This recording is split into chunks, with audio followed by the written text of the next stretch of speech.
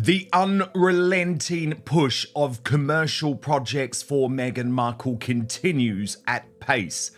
First, we had the incessant desire to try and sell her clothes via affiliate links.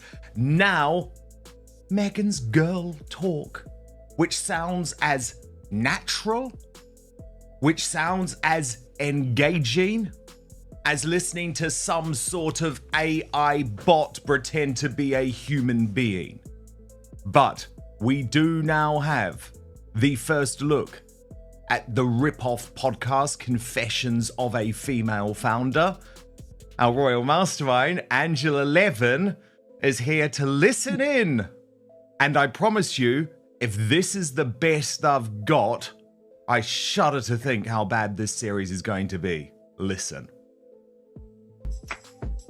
I'm Meghan, and this is Confessions of a Female Founder, a show where I chat with female entrepreneurs and friends about the sleepless nights, the lessons learned, and the laser focus that got them to where they are today. No time to get down, 'cause I'm moving up. No time to get down, 'cause I'm moving up. No time to get down, 'cause I'm moving up. We're diving into the highs. It just started climbing and climbing and climbing, and there was 5,000, 10,000 people on our website. And I called Roger and said, what's going on? I love And that. the lows. I'm sitting there the next day. I've everybody. I'm broke. And no one's calling me. Oh no. And the kind of advice that turns small ideas into billion-dollar businesses. I knew in that moment I'd rather stand for something than sell a whole ton of product and stand for nothing. You have to detach from the outcome. You have to. It's a little bit like the way we talk to our children. It's, did you try your best? So, Angela Levin, we've got Business 101 with the world's worst entrepreneur, Meghan Markle. Yeah, she's never done anything really successful, has she? She's either been thrown out or it doesn't work, or she's been nasty about the royal family. I wouldn't call that what she calls herself. I mean, she's incapable of doing something good. And this 1, 2, 3, 4, 5, 6, I'm going to absolutely pour stuff in to the public, you know, because now I know I'm strong and I can do it. You know, it's all sort of baloney, isn't it? And I find it, the more she does it, the more I find it repulsive. And as for the girls, as a female myself, I would say that they sound like 11, 12-year-olds giggling. There's endlessly giggling in it. And I think it makes you feel quite sick, actually, because that's either phony or they're stupid girls. They're not meant to be stupid girls because they, you know, become billion-dollar people very easily because they're so clever and so knowledgeable, and they're all going to tell Meghan how they've done it. But I don't think anybody who giggles like that, frankly, can be listened to properly or explain things properly. I mean, why are they finding it all so funny? I don't know. I mean, it's not the way to present yourself. And why would you listen to Meghan talking about business anyway? But then we get part 2, Angela, and part 2 is all designed to show us that Ms. Markle isn't a bully. She's just someone who loves her girl talk, who loves finding out about other people's love lives, etc., etc., etc. It's even more cringe. So here we go again. Multiple outlets and media pundits say Meghan Markle is rolling out or re-rolling out a podcast concept that's already drawing heat for looking and sounding like other shows on the market. The critique isn't subtle. Commentators argue the format, styling, and even the cadence mirror existing hits. Instead of landing as fresh or empowering, the early buzz has been harsh. Words like contrived, overwrought, and try-hard are popping up across timelines. Fair or not, that's the perception battle on day one. And in a saturated audio space, coming back with something that feels derivative is a tough sell, especially when the audience has been drifting.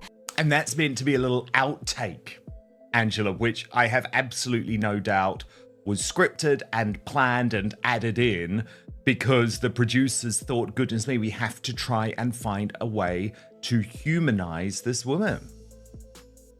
It's, I mean, it's unbearable.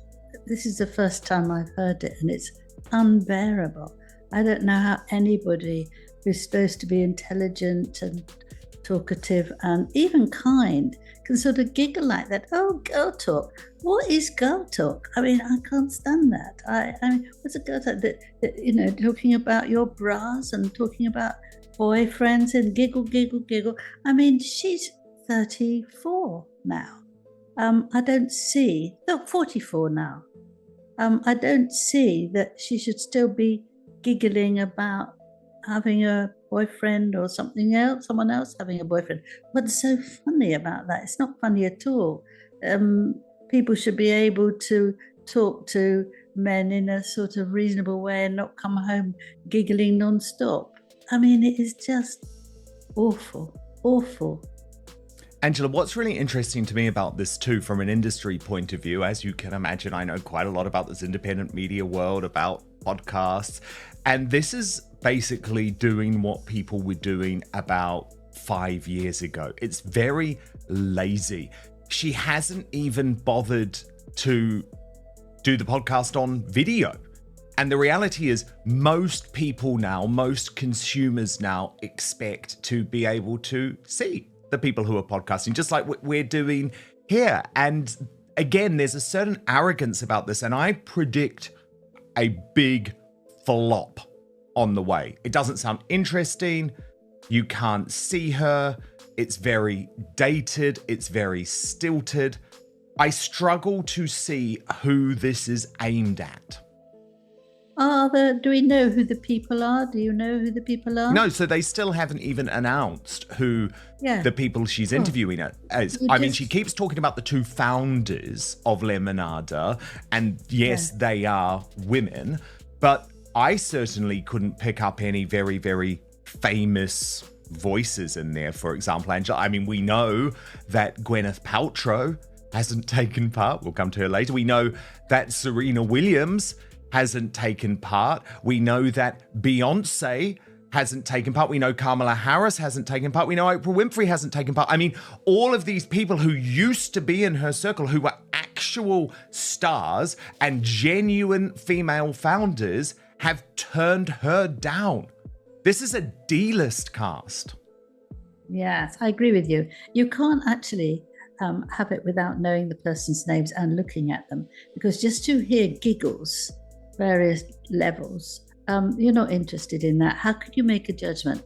How can you learn from these people? If she wants to learn about it and take all the little things that someone says, well, have you tried this and that? And she said, oh yes, wonderful, that's fine. But if we haven't had any contact with these people, we're not going to giggle about it. It's not funny. It's not interesting. Actually, for Lemonada Media, the two women, I wonder if they can stand up to her, because, you know, she needs someone tough, or it's going to be absolutely shocking. They look very nice, but that's probably not a very good idea. Now, Angela, of course, this was just part of a flurry of PR, an absolute flurry of PR. So, of course, we had the clothes, but we also had the release of this Instagram picture. Meghan is pimping out her children now and basically giving us more and more and more of Lilibet and Archie, depending on how important the projects she is promoting are. But there have been a huge amount of questions surrounding some of these pictures. So look at this side by side from the Royal Grift, which suggests, Angela, well, I'll show it to you and then we can see what's going on. But certainly it suggests that there are some issues with these pictures, Angela. I mean, look, for example, you see there Archie's leg just happens to be in an identical position. And we've also got some interesting work that Paula M has done with these pictures too, Angela. So you can see she's pointing out some of the similarities. What do you think, Angela? Is this a genuine picture, and what is she playing at? Well, what I thought was that why on earth is that little boy clinging onto her? I said that when I saw it too.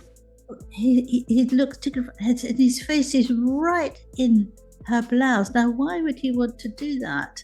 It made me feel that he felt very, very scared. I don't know if he's real or he's just been placed there, but I can't see the point of showing a photograph of a little boy, you know, who is yours and you love, in that position. I mean, it looks awful for him. He's clutching her, but you can see that it doesn't seem to work. Why would she do that? I mean, maybe I don't understand how they can put people in and move people around, but it looks unreal to me. Yeah, I mean, it's certainly very interesting. And I mean, these photos are just bizarre. They're bizarre, they're odd. But what do you make of her total hypocrisy, Angela? I mean, if you look at the front page of The Sun today, finally the mainstream media are picking up on what we have been saying for months and months and months, which is she is now commercializing or pimping out her children, however you want to put it. Remember the archetypes rollout? Big production values, careful scripting, lots of Meghan in the center of the frame. Critics said it was beautifully packaged, but thin on discovery and too self-referential. The allegation now is that this reboot repeats that formula, just with branding tweaks and borrowed scaffolding. If you're mounting a comeback, the one thing you can't do is look like you copied someone else's homework. Worse for momentum, interest has cooled since the Spotify split, and the wider Sussex story no longer commands automatic clicks.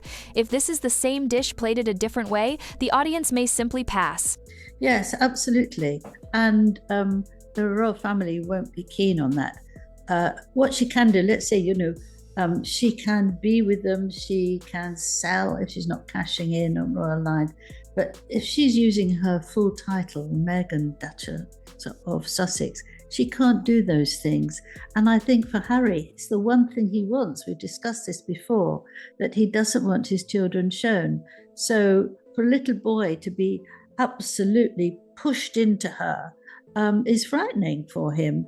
And I don't think it's very maternal at all. And I think the royal family are also worried about how she's using them now, because she is quite obviously, never mind what Harry feels like, never care a second. But she's now helping herself sell things on the basis of them, because if they, turn up a few hours later, then she's got this dreadful lot of clothes that she wants to do. She's really using them, and she knows that if they're there, people are still talking about it, so she'll shove in her clothes. I just find it so disappointing that anyone could behave like that, actually.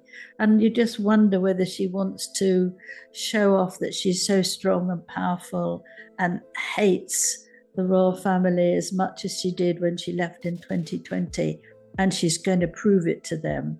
I can only see that there's something very negative there about what she's doing, and it seems quite cruel to me. And Angela, the A-listers are turning. We're going to come to Amy Schumer's shock attack in just one moment. But first, can I get your take on this really explosive growing feud between Meghan Markle and the two lifestyle doyens, Martha Stewart, who hasn't hidden her disgust, and specifically Gwyneth Paltrow. Now, this made it on to the Daily Mail newspaper front page today in the United Kingdom. But of course, I've been talking about it for some time. Even that Vanity Fair article last week, Angela, made it very, very clear that Gwyneth was going for Meghan. So what do you make of it? Well, I think she's got the right to do that. And she's obviously can't stand Meghan. As they live very close to each other, she did go along to some party where she was there. And rather than actually be very rude at a party, she's doing this story about herself and making fun of the whole thing, and hope that we're intelligent enough to see that she actually wants nothing to do with Meghan and that she's a phony. Now, she isn't a phony. She's doing it in her own home. She hasn't got makeup on, and she's in her kitchen, and she's doing what Meghan can do. It's not hard. It's easy. And what she's done is ridiculous because she wasn't in her home. She used a garden that wasn't hers.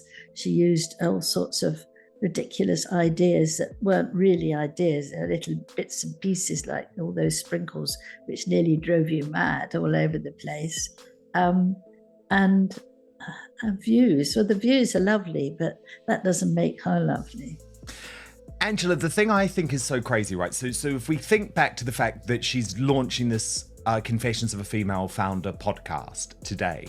Now, who are the two most famous and successful celebrity lifestyle gurus? They are Martha Stewart and they are Gwyneth Paltrow. So why not pay them some credit? Why not do the decent thing and say you've been inspired by them? Instead, she quite egregiously tried to rip off the Martha Stewart one pot pasta video. And I know we've spoken about that previously and people can go and find that video on Instagram. But she actually decided to hit back publicly against Gwyneth Paltrow by making a response video of this horrific banana split with her new best friend Kelly. And just have a watch, Angela. Yeah. Voila! Voila! Cheers. Cheers. Real good. Like that. I mean, Angela, if she thinks she's beating Gwyneth with that video, she's really not. Number one, the banana split looks absolutely revolting. And there's just no sense of fun or natural positivity as there was in the Gwyneth video. So if she thinks that's sort of like, oh, one in the eye, Gwyneth, I'm beating you, I just don't really feel like she pulled it off. Do you? Well, no, she doesn't. But the thing is, as long as she gets a chance to prove herself somehow that she's cleverer in her mind, not in anybody else's mind, it's just incredibly nasty, isn't it? I think she's now becoming so full of herself that she feels she can beat anyone.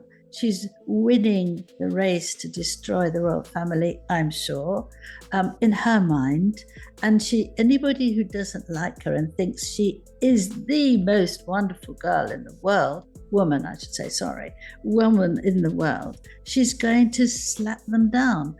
Anybody who says anything that's not positive and wonderful and they don't look at her with awe, and I think these women that she's speaking to, they are almost sort of sounding as if they admire her beyond anybody's image, and she's just showing herself off.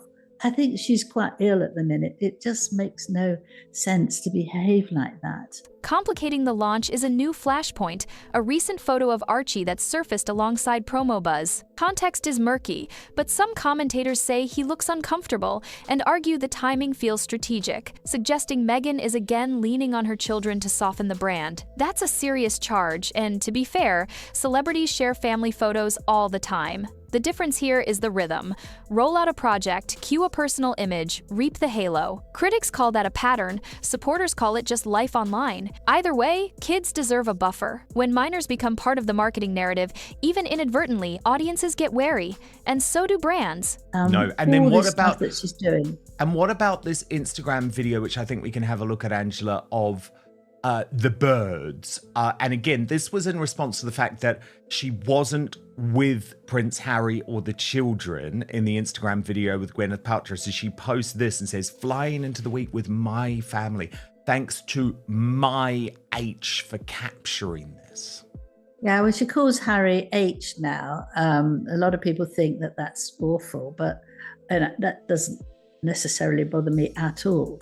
But what does bother me is that she says, there we are all flying away. With my family, she doesn't have that sort of family. She's got Harry, who's just, like a servant, and two children who we've never seen since they've been very, very small. And if they were the children that were hers and Harry's. So where is her family? She's had a rows with her mother. She doesn't speak to her father. She's got nothing to do with her in-laws. Where's the big family, I wonder? They're not, where are they flying away for a holiday?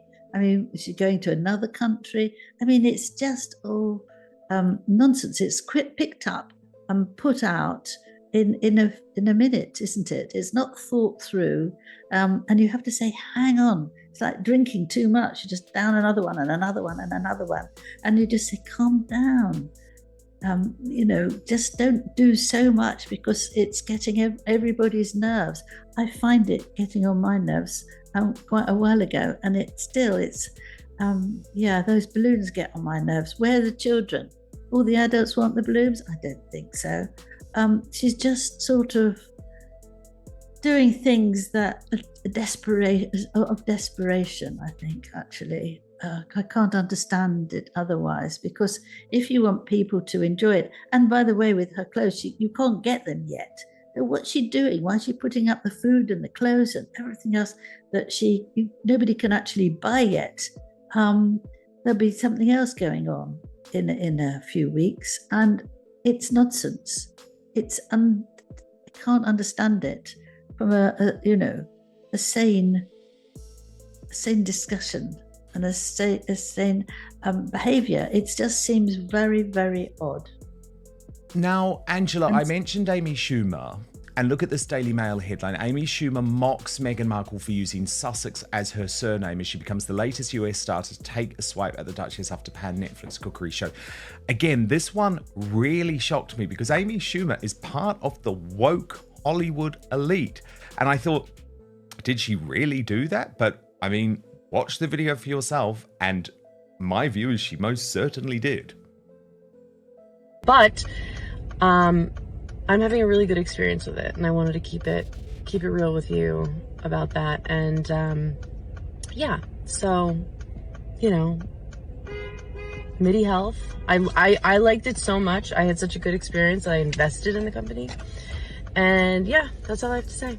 And I'm not going to talk. I'm not going to stir the pot. But why don't we have to call Kate Middleton Kate of Wales? And Angela, she was stirring the pot, wasn't she? But good on her, it's true. Yes. I mean, I thought she behaved very nicely. It was very neat. It was very humane, wasn't it? And truthful from her. And so you think, well, she seems, looking the way she speaks, a very nice person. She's not all jumping up and being... Well, yeah, and Angela, I actually put together like a comparison, a head-to-head, which shows quite clearly that... Well, I didn't put it together, by the way. I don't want to take credit for someone else's work. Someone brilliant put it together. But I used it because I think it shows quite brilliantly the fact that Meghan does weaponize her title and Catherine does not. Broadcaster Dan Wooten didn't mince words on Outspoken, framing the new show as another self-branding exercise and warning that the public now sees through the spin. He's not alone. The backdrop matters. Spotify is gone. Reporting suggests Netflix's enthusiasm isn't bottomless, and Archewell's footprint appears leaner than year one. None of that means game over, but it does mean the margin for error is thin. The culture has swung hard toward authenticity, messy, human, unvarnished. A shiny, hyper-managed podcast that leans on old talking points won't reverse the tide. If the audience senses damage control instead of real conversation, they tune out faster each time. Yeah. See? Well, she warms, you warm to her. She's not trying to show her off and say, you've got to be very careful because I am a princess, all right. She's not at all like that. She wants to actually relate to people and be warm and listen to them and be their friend. And that's what she does absolutely brilliantly, which is why all the little children rush around her and hug her and don't want her to go because they feel safe. But, you don't have to give your title all the time. You absolutely don't. And it's just snobby. And particularly as she's no longer a working royal, sort of thing, how dare you use that when you're actually only using it for yourself, not for the public, not for all the people in the country and the Commonwealth. You're doing it so that you make sure people know just how important you are, except she's not doing anything for the royals. It's all about her. And we've seen absolutely dustbinfuls of things about her. Angela, this criticism from Graydon Carter, the ex-Vanity Fair editor, will surely hurt Meghan, given that Graydon Carter was close to Princess Diana in the 90s. I mean, remember that famous night when she was in the LBD and King Charles, then Prince Charles, was admitting that he had committed adultery. At that event, she was going to meet Graydon Carter. And he talks about that, it's wild, I'm wild about Harry, Vanity Fair front page. Or cover, I should say, sorry. That was Meghan's first big cover after dating Harry. And he reveals that Meghan told the reporter, excuse me, is this going to all be about Harry? Because I thought we were going to be talking about my charities and my philanthropy. And he said of Meghan, yes, this woman is slightly adrift on the facts and reality. And he also said that Diana, who was, remember, his friend, would feel great sorrow about the fact that Harry has been pulled away from his family like this, especially his brother, but also his father. So quite damning words from Graydon Carter towards Meghan Markle. It's very damning words, and as the fact that he didn't recognise Meghan when one of his staff came and said, oh, can we use her on the cover, because he didn't realise what was going to happen immediately after it came out. And he said, well, who is she? Never heard of her. And, you know, he was told, and he didn't like her from the start. And he's been right, really, from his own view. And not only was he very close to Diana, but he, is very close to lots of top people in the world, because it was such a good job that he had. And it's brave of him to come out now and say how he feels. And I expect he's waited until he's bursting, because she's so annoyed him and so frustrated him and made him so angry that he does come out with all this. He's not being rude, he's just saying what he thinks. And people are pouring in and saying things about her, which actually seem to run off her skin very easily, because she won't take any notice. And as long as her name's there and it's in the papers, she's fine. Strip away the noise and the question is simple.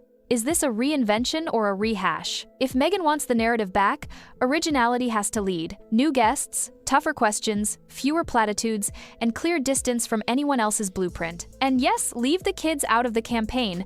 The podcast may be new, but the playbook feels familiar. Heavy gloss, careful curation, personal mythology, that used to work. Today it reads as overbranding. Your turn. Does this show strike you as a ripoff? Or are the critiques overblown? And did that Archie photo cross a line or not? Drop your take below. Hit like if you still think authenticity beats optics, and subscribe for commentary that cuts through the PR fog.